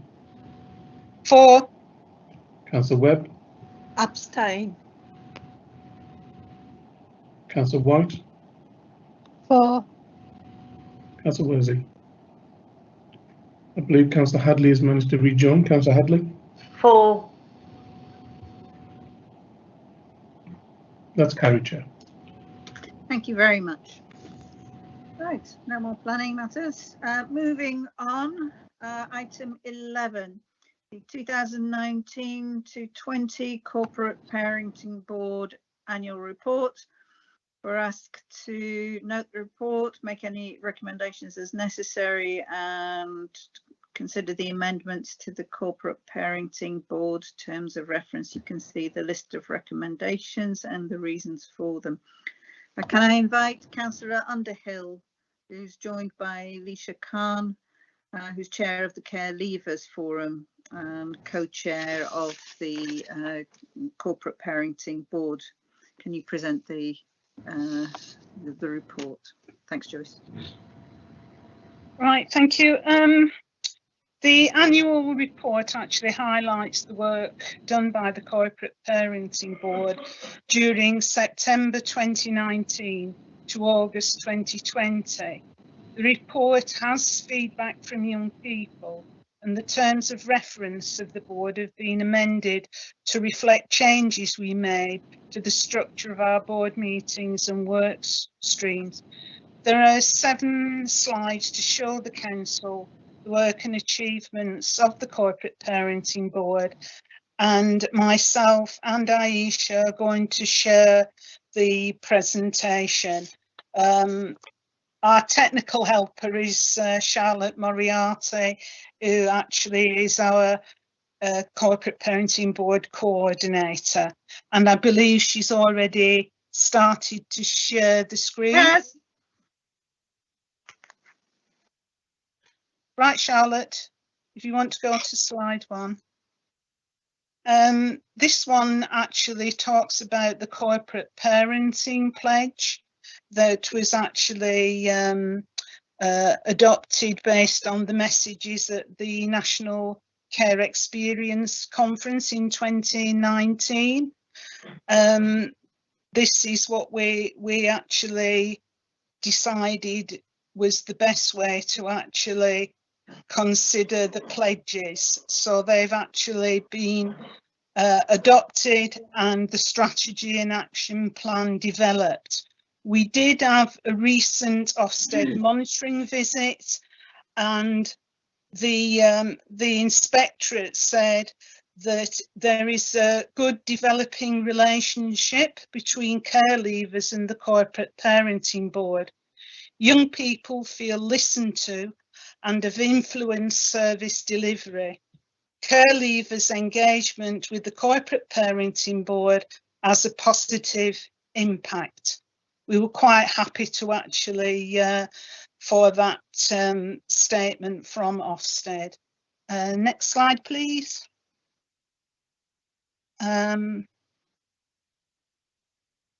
Slide 4. We decided to change the format of the Corporate Parenting Board.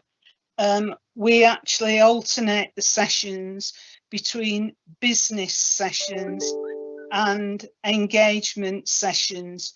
In the engagement sessions, the young people actually take control of the meeting, and they actually work with us to discuss what they feel is important, rather than us actually telling the young people what we feel is important.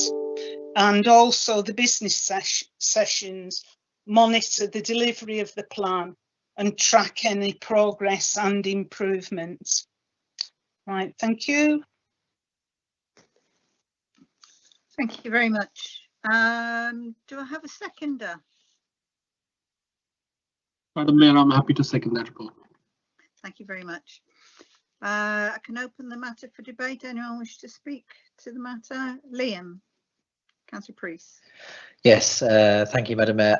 Only to pass comments and to echo Councillor Underhill's comments, and to express my thanks as well to Charlotte and the whole team that support the work of the Corporate Parenting Board. I think, and also to my thanks to Councillor Underhill for her leadership as the cabinet member. From a scrutiny point of view, you know, I can report that scrutiny is very happy with the level of cooperation and involvement we have from the executive on this and all matters involving the Children's Services and Education Scrutiny Board. And I'd just like to thank Councillor Underhill, Charlotte, and everyone involved for all their hard work. Thanks very much, Chair. Councillor Shackleton.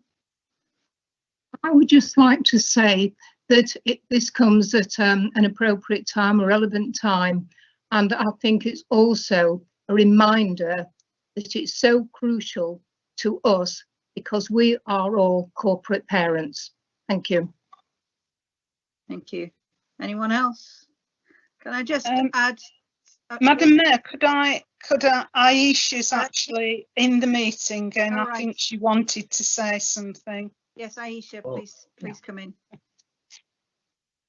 Thank you, Councillor Underhill. So yeah, I just wanted to elaborate a little bit more on just what we do as a forum and what I'm doing as co-chair of the Care Leavers Forum, as well as Corporate Parenting Board. I don't know if the slides are going to come up, but I can, because you should be able, you should have read the annual report and some of the achievements that us as a forum, as well as Corporate Parenting Board, have all put together. So some of our achievements, I think it's coming up. Can everyone see that? Yes, that's up. Yeah. Okay. So we've got priority housing band 1 for care leavers. So all care leavers, no matter the age, even if it's your first property or sixth property, you will still get banding priority 1. Council tax exemption extended to 100% for all care leavers within the borough up to the age of 25. But this needs to be rolled out for care leavers who don't live in Sandwell. So that's what we're currently kind of rolling out to see if we can do it over the whole borough with young people not living in Sandwell. We've also launched our NHS Health Passport app as well, which we are updating as we go along. So if you do get a chance to have a look at it and you do feel that anything needs an update, please let us know. The development of the Corporate Parenting Mentor Scheme. So this is, it still needs to start, but there is also a need for peer mentoring as well, which we have brought to Corporate Parenting Board. And just in general, I just wanted to say thank you to the Corporate Parenting Board and Sandwell Children's Trust and participation team, who have been very supportive towards our group, engaging with adults who make decisions regarding our lives. But yeah, thank you very much. Thank you. Nice and concise. Just remind you, we'll be asking you for Easter eggs or virtual Easter eggs or something in a few weeks time. Anyone else wish to speak on the matter? We've got Councillor Ali. Yes, thank you, Madam Mayor. Just for Alicia and Councillor Underhill, I noticed on the council tax reduction, the 100 for care leaders. I was very proud to introduce that policy when I was made portfolio lead for this area. In relation to getting other councils on board on this, I'm happy to meet with yourselves and obviously Alicia and Councillor Underhill to talk about how we can encourage the council resource cabinet members to encourage this in their own councils, because I have a regular forum with them anyway, a topic I can bring up and have a discussion with them there. So feel free to get in touch and we can organise to see if we can get supporters for carers that don't live in the borough to ensure that they get the support across the council. So I'm happy to put that offer out there. Okay. Thank you very much. If there are no more contributors, can I ask the is it Councillor Compton, you seconded the motion? Do you want to come back? It was actually Councillor Rajbir Singh beat me to it, Councillor Jarrett. So if he wants to add something, I would just like to say that I'm really pleased that Ofsted have acknowledged the work that the Corporate Parenting Board do, because they're a force to be reckoned with and have been for a long time. Yeah, good to have something good from Ofsted for a change. Yeah. Right, Councillor Singh, do you want to come back?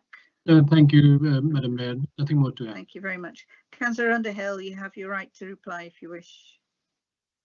No, there's nothing I need to say because everything's very positive for a change. Thank you very much. Okay, we'll move to the votes. Sergio, would you mind taking the vote, please? Thank you, Madam Mayor. To inform members that Councillors Carmichael, Councillors Hackett and Councillor Worsley still appear to be having connectivity issues, and Councillor Linda Horton has left the meeting. If members would confirm when I read out your name whether you're for, against or wish to abstain. Councillor Ahmed. For. Councillor Akhtar.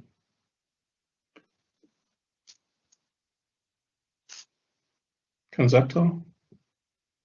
4. Councillor Samir Akhtar, 4. Oh, sorry, I think I said it for Councillor Shane. Yeah, sorry. Yeah, so I'm 4. thank you. Councillor Ali, 4. Councillor Alcock, 4. Councillor Allen, 4.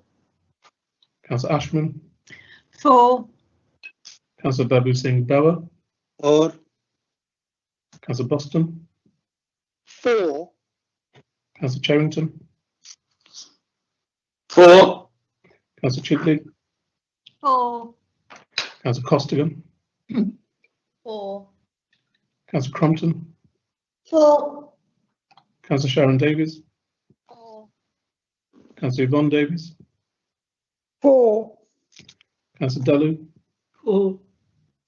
Councillor Downing, 4. Councillor Eaves, 4. Councillor Edwards,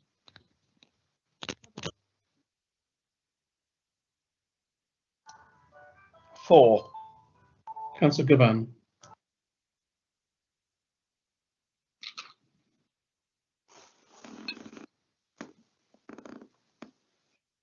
Councillor Gavan, Councillor Elaine Giles, 4. Councillor Elizabeth Giles, 4. Councillor Luke Giles, 4. Councillor Gadesh Gill, 4. Councillor Manjit Gill, 4. Councillor Hadley, 4. Councillor Hartwell, 4. Councillor Heavycon, 4. Councillor Hughes, 4. Councillor Mushtaq Hussain, 4. Councillor Yassine Hussain, 4. Councillor Zahir Hussain, 4.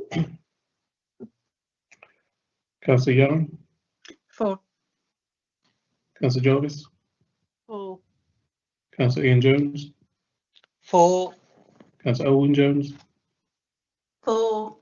Councillor Richard Jones, 4. Councillor Stephen Jones, 4. Councillor Causa, 4. Councillor Cotton, 4. Councillor Mabina, 4. Councillor McVitie, 4. Councillor Melia, 4. Councillor Miller, 4.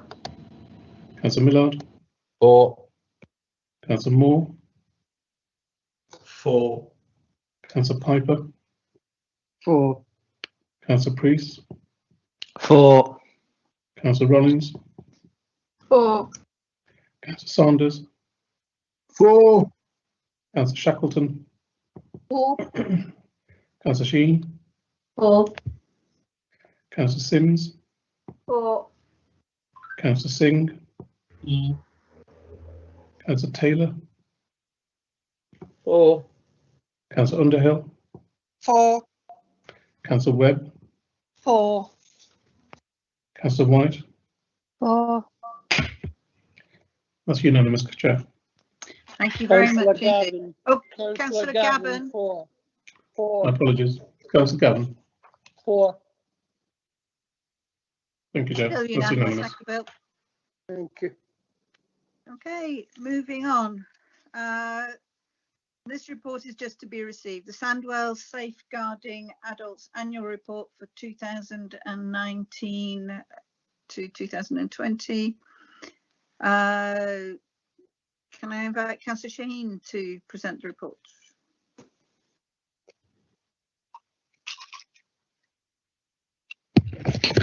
Okay, thank you, Madam Mayor. Sandwell Safeguarding Adults Board has a statutory responsibility to ensure that agencies continue to work together to effectively safeguard and promote the welfare and well-being of adults with needs for care and support living in Sandwell.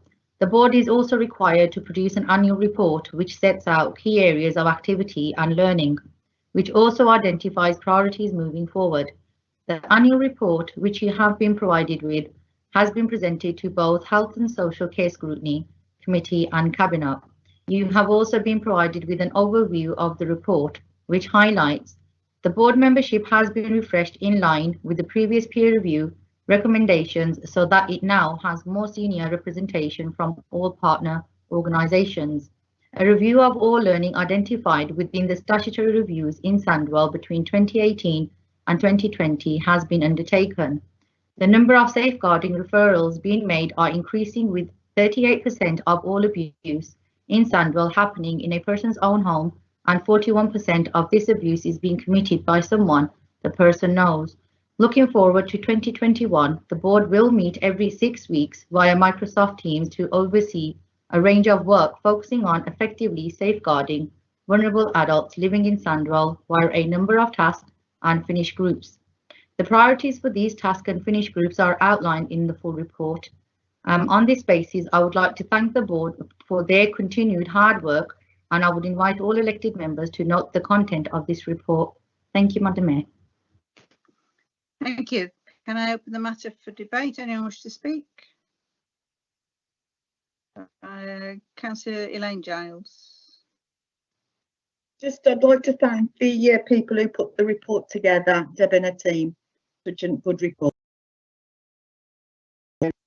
Thank you very much. Councillor Peter Hughes.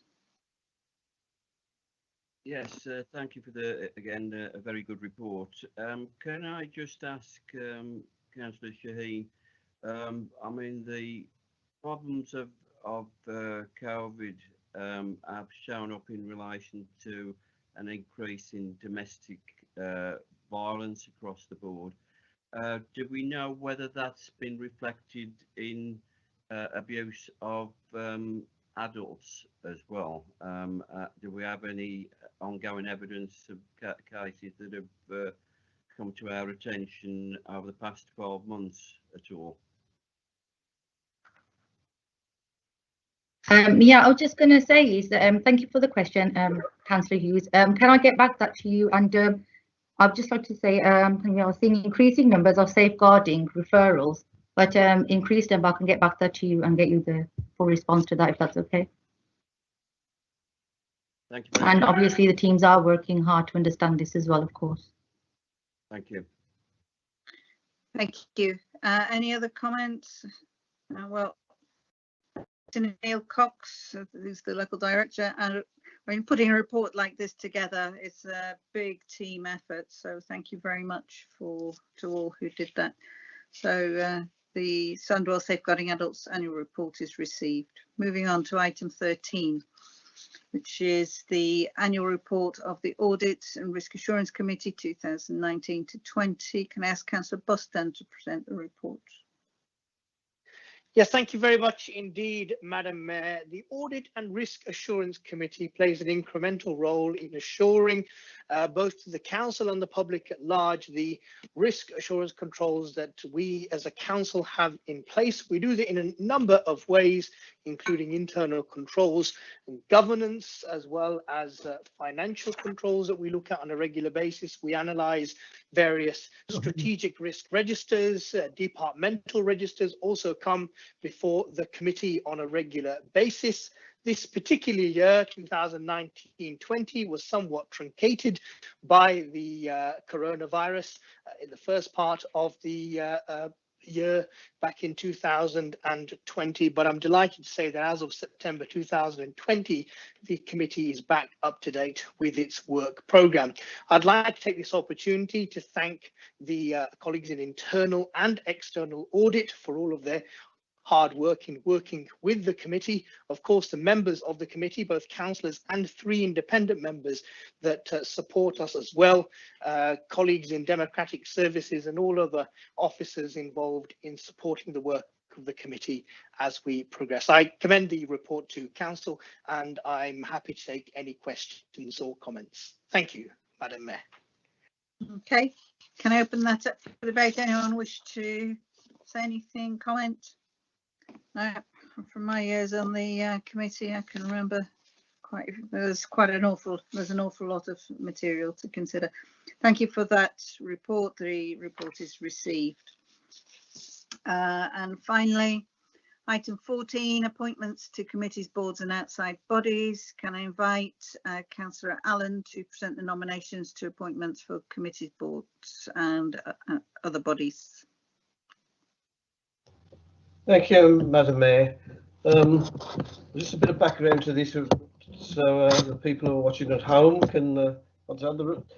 Time to time, the council, we have to consider and receive nominations for vacancies on committees, boards and other fora established by the council.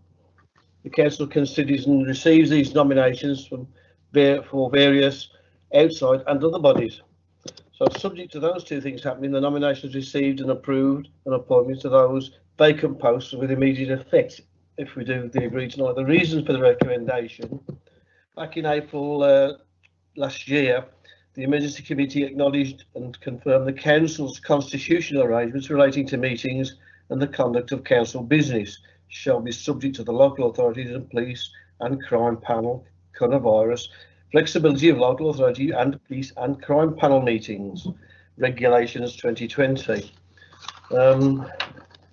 So this effectively, this regulation has now removed the requirement to hold an annual meeting of the council, and therefore, subject to the calling of an annual meeting, the existing appointments to committees and other bodies will be continued for the 2021 municipal year. Nominations to appoint to vacant positions on committees, boards and other bodies will be reported to the meeting. Effectively, this means we've got this is to appoint elected members to committees and other outside bodies. This last night's Labour group, we sat down and determined those that we could fill, we would. I will run through these now quickly. On the Economy, Skills and Transportation and Environmental Scrutiny Board, Jenny Chidley. Member for Safe Neighbourhoods and Active Community Scrutiny Board, Jenny Chidley. Member of Governance and Constitutional Review Committee, Councillor Singh. Member of General Purposes and Arbitration Committee, Councillor Allen. Member of the Planning Committee, Councillor Piper. Member of the Joint Consultative Panel, Councillor Piper. Member of the Strategic Waste Partnership Board, Councillor Millard. And the two Emergency Committee Cabinet members will be joining that committee, Councillor Padda and Councillor Singh. So that's the first part. The second part is the nomination to other bodies. Margaret Westwood Memorial Charity, Councillor Allen. We have a new group called the Climate Change Working Group, and that is Councillor Ali, Crompton, Jarron, Richard Jones, Richard McVitie, Councillor Piper, Councillor Priest, Councillor Rollins and Councillor Taylor. Commonwealth Games 22 Steering Group. This will be Councillor Jarron. Town Funds Super Board. This is a new body. This is the leader and cabinet members for Inclusive Economic Growth. A Town Deal Local Board West Bromwich. Cabinet member Jackie Taylor. And cabinet member Councillor Underhill and Town Lead Councillor Amelia. Town Deal Local Board Rowley. Deputy Leader Councillor Crompton. Cabinet member Councillor Millard. Town Lead Councillor Ashman. The Town Deal Local Board Smethwick. Cabinet member Councillor Ali. Cabinet member Councillor Shaheen and Councillor Ahmed. The West Midlands Arts Trust, Councillor Richard Jones, and Sandwell Leisure Trust, Councillor McVitie. That is all of the ones that we're putting forward tonight to fill some of the holes we have in our committees and establish the new ones. So with that, thank you very much. Do I have a seconder? Madam Mayor, I propose that we accept those. Thank you. Is that seconded? Yeah, I'll happily second that. Thank you very much. Julie Webb, please, Councillor Webb.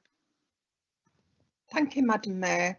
I'm concerned regarding, and I'll say this with the greatest respect to Councillor Miller, but can Councillor Allen explain to me why Councillor Miller is on the board of Rowley Regis? And also, why haven't members of the opposition been considered for any posts on any committees? Thank you. Councillor Priest. Yes, sorry, Madam Mayor. Just on a technical point of clarity, I may be behind the times on this one, but am I right in hearing that Councillor Allen said that we're not going to have an AGM this year? Because it was my understanding. It was my understanding that the coronavirus emergency provision would expire if the May elections continued as planned. David would have to be able to answer that one. It's been, yes, the need to have a annual general meeting has been suspended, but it just meant that we have a number of vacancies because of that. But it doesn't say that there won't be one later in the year. Oh, that's fine. I thought I'd missed something there, Madam Mayor. Thank you very much. No, we'll be notified at some point. Thank you. Councillor Wasim Ali. Yeah, thank you, Madam Mayor. Sorry, I think there's I forgot to add for Councillor Alcock to go on to the climate change working group in his capacity as cabinet member for Home. Okay, Councillor Chidley. Yes, Madam Mayor. A question to Pete. When will we find out about the vacancies that one or more people applied for? Well, if you were there last night. Hold on. Can So, I ask you to the come back? meeting tonight. Sorry. Yeah. Can you come back on your right to reply? Okay. Councillor Peter Hughes. Can Councillor Allen clarify something that's cropped up several times before about the requirement of the Margaret Westwood Memorial Charity to be a councillor from Albury? I just wanted some clarification on that. It's been said several times previously, I am aware, and I can see that obviously Councillor Hartwell, who is an Albury councillor, has been replaced by yourself from the Tipton area. Can you just clarify that has been established, that it's not necessarily an Albury councillor? Okay, and Councillor Chidley, we lost you. Have you got something to add to your comment or question? No, well, it was just in regard, I think, did Maria say she was going to find out from the Labour Party about, about voting, who could, it was just in question in regard to the people that wanted to apply for positions where there was more than one person. Jenny, that's an internal matter for the Labour group, not a full council matter. Oh, okay. All right, sorry. Okay. Councillor Peter Hughes, have you finished or have you just forgotten your hands up? I can explain. Not a problem at all. I actually live in Worcestershire, in Tividale. Hold on. Sorry, Madam Mayor. Are there any other comments for the debate? No, in that case, I need to seconder in first. Councillor Crompton, you seconded the motion. Do you wish to speak? Yeah, I'm happy to second the motion. Okay, Councillor Allen, you've got your right to reply. Okay, yes, Peter, it's a specific for the councillors who live in Worcestershire, the old borough of Worcestershire, and this was the fact that Susan Hartwell hasn't been replaced. She has been unable to attend any meetings and asked to withdraw from that role. And we needed somebody who was prepared to travel down to Bromsgrove 3 or 4 times a year to take part in their meetings. And the fact that as I live in Tividale, which was part of that within that boundary, I've offered my services, which was accepted by the group last night. I didn't hear that discussion, but thank you for the explanation this evening. Okay. Does that conclude your reply? I'm not quite sure what Julie, We haven't got an opposition. We have independent councillors. So that's if there was an opposition, they would be entitled to positions within the committees, but we haven't got an opposition. Okay. Right, is that the end of the comments? Councillor Webb?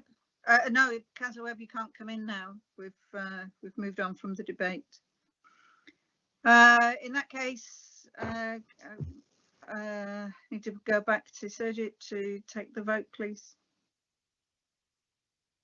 Thank you, Madam Mayor. Members, again, if you would indicate when I call your name whether you're for, against, or wish to abstain in respect of the motion. Councillor Ahmed. For. Councillor Shaheen Akhtar. For. Councillor Samir Akhtar. For. Councillor Ali. For. Councillor Alcock. For. Councillor Allen. For. Councillor Ashman. For. Councillor Babu Singh Bauer. For. Councillor Boston. For. Councillor Cherrington. Abstain. Councillor Chidley.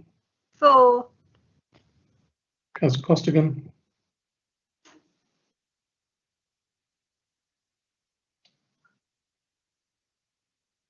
Councillor Costigan. Councillor Crumpton. I believe she's had to leave the meeting, Councillor Costigan. Mr. Chair. Thank you, Councillor. Councillor Sharon Davis. For. Councillor Yvonne Davis. For. Councillor Dalu. For. Councillor Downing. For. Councillor Eaves. For. Councillor Edwards. For. Councillor Gavan. Abstain. Councillor Elaine Giles. For. Councillor Elizabeth Giles. For. Councillor Luke Giles. For. Councillor Gadesh Gill. For. Councillor Manjit Gill.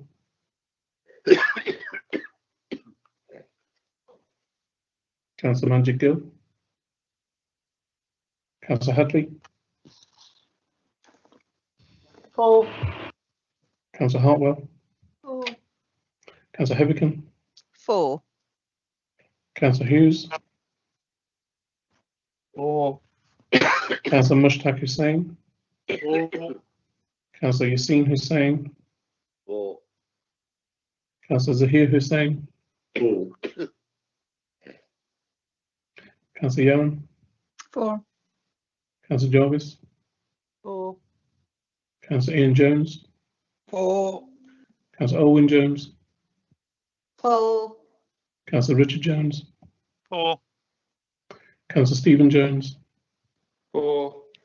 Councillor Causa. For. Councillor Katun. For. Councillor Mabina. For. Councillor McVitie. For. Councillor Melia. For. Councillor Miller. For. Councillor Millard. For. Councillor Moore. For. Councillor Piper. For. Councillor Priest. For. Councillor Rollins. For. Councillor Sanders. For. Councillor Shackleton. For. Councillor Sheen. For. Councillor Sims. For. Councillor Singh. For. Councillor Taylor. For. Councillor Underhill.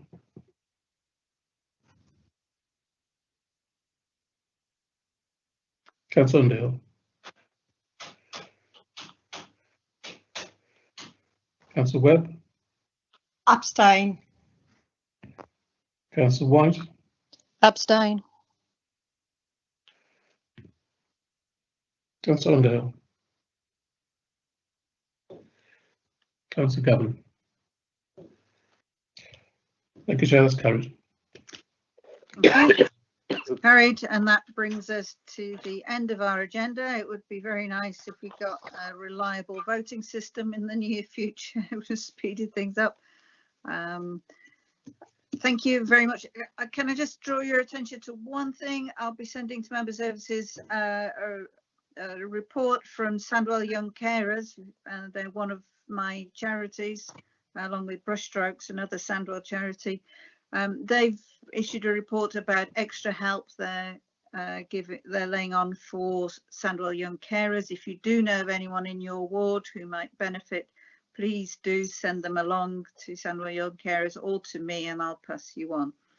And with that, I thank you all for your patience. I think the meeting's gone very well with not that many difficulties. A few people having difficulty connecting. We'll try and iron those out. Thank you all for attending. Have a very good evening, what's left of it. Good night. Bye. Thank you. Thank you, Madam Mayor. Thank you very much. Good night, everyone. Take care. Good night, everyone.